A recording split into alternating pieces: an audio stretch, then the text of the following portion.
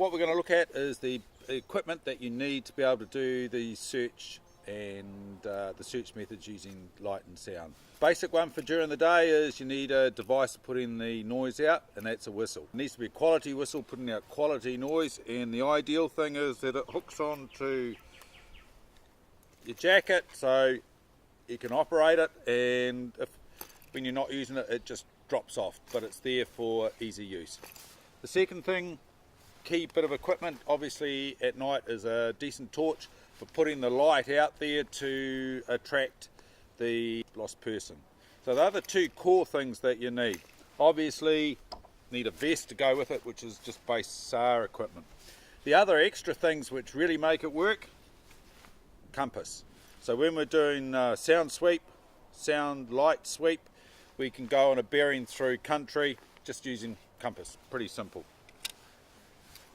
GPS, this enables us to download the tracks that the searchers have followed, look for any holes, and also to work out what the coverage and POD rates are. The torch, the headlamp, so at night this is the one for your own personal navigation, so you can see what's on the ground in front of you.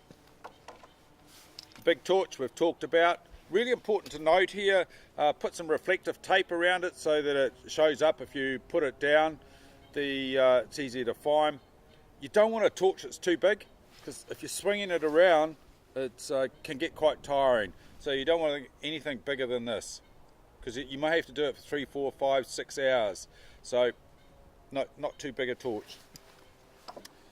Another useful addition is just a little red tail light for a bike, and put this on the back of your vest or back of your search and rescue pack, and when you're doing the techniques, it means that the searcher who's coming behind you can see.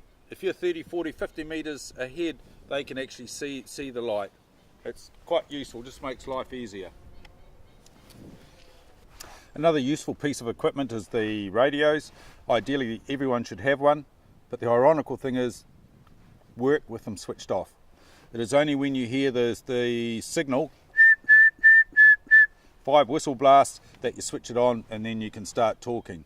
The reason we want them off is that if the radio's going and there's chatter on there or background noise, it distracts you from your prime purpose out there, which is listening for the lost party responding. So radios, great, have them. You can also do coordination with them, but generally switched off. With the range of sound search methods, there's two components to it. One is putting the noise out there, the second is the listening. To increase the listening performance, there's some really simple rules. One is, like Ed's showing, is to put the hands behind the ears and also rotate. It's really important if you're doing that, if you've got a hat over your ears, to lift that up.